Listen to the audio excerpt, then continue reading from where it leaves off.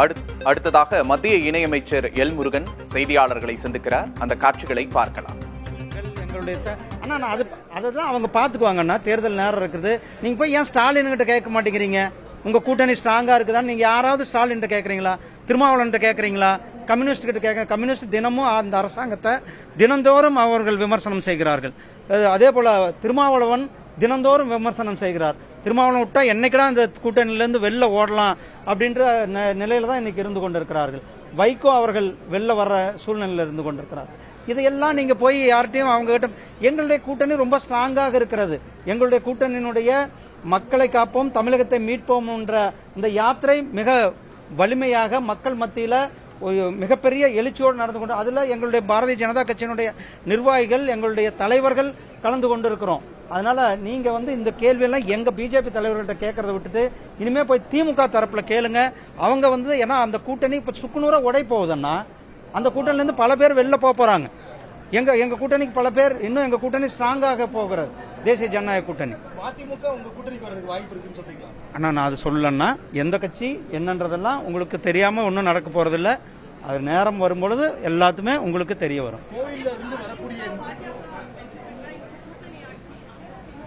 ஆமா, அது அமித்ஷாஜி சொல்லிட்டாரு. அதுக்கு பிறகு நான் என்னமா இன்டர்பிரேஷன் பண்றது? அமித்ஷாஜி என்ன சொல்றோம் அதுதான் எங்களுடைய வேத வாக்கு. ஆனா அதுதானே எனக்கு வேத வாக்கு. நான் ஒன்னும் இன்டர்பிரேட்டர் கிடையாது, உங்களுக்கு புரியாதது கிடையாது. அமித்ஷாஜி என்ன சொல்றாரோ அதுதான் எங்களுடைய வேத வாக்கு. கோவில்ல இருந்து வரக்கூடிய பணத்தை வச்சு நம்ம கல்லூரிகள் கட்டக்கூடாது அப்படின்னு எடப்பாடி அவர்கள் தெரிவிச்சிருந்தாங்க. நேற்று குருமூர்த்தி என்ன தெரிவிச்சிருக்காரு அப்படின்னா, தேவாரம் திருவாசகம் மாதிரியான பாடசாலைகள் நிறுவலாம் அப்படின்னு. கோவிலினுடைய நாங்க இன்னும் சொல்ல போறது, கோயில்களை விட்டு அரசாங்கம் வெளில வரணும்ன்றதுதான். அரசாங்கத்திற்கு, அதுவும் குறிப்பாக இந்த இறை நம்பிக்கை இல்லாத அரசாங்கம் கோயில்களை விட்டு வெளில வர வேண்டும். கோயில் நிதி அறம் சார்ந்த பணிகளுக்கு பயன்படுத்த வேண்டும். அதாவது கோயில் அந்த காலத்துல கோயில்களுக்கு நிலங்கள் கொடுத்தாங்க. எதுக்காக கொடுத்தாங்க? அந்த கோயில்களை பராமரிப்பதற்காக கொடுத்தார். அந்த கோயில்களை பராமரிப்பதோடு பக்தர்களுக்கு வசதி செய்து கொள்வதற்காக கொடுக்கப்பட்டது.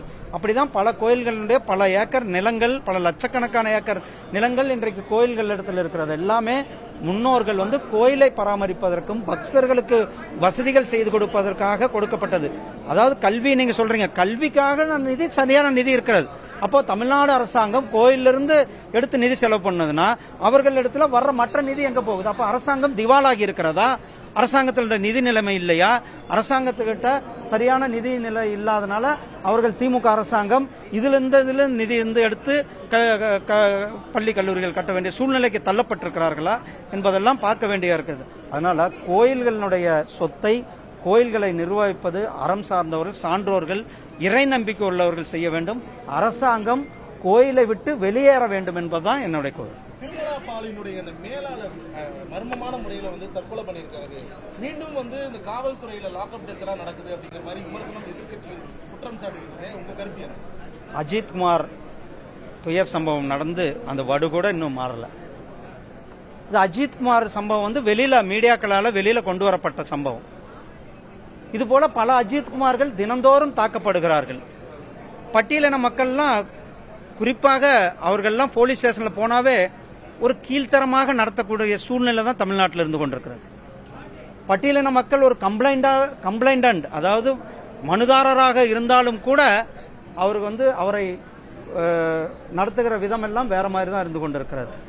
இது ஒரு உதாரணம், அஜித்குமார் மரணம். அதை தொடர்ந்து இன்றைக்கு இங்க ஒரு சகோதரி திருத்தணி பக்கத்துல கர்ப்பிணி, அவங்க கம்ப்ளைண்ட் கொடுக்க தான் போனாங்க. அவர்கள் மேல காவல்துறையினர் தாக்குதல்.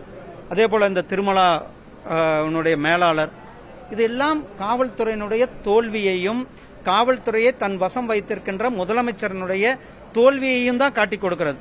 இரண்டாவது, இன்றைக்கு சமூக நீதினு சொல்றாரு, சமூக நீதி ஹாஸ்டல்னு சொன்னாங்க.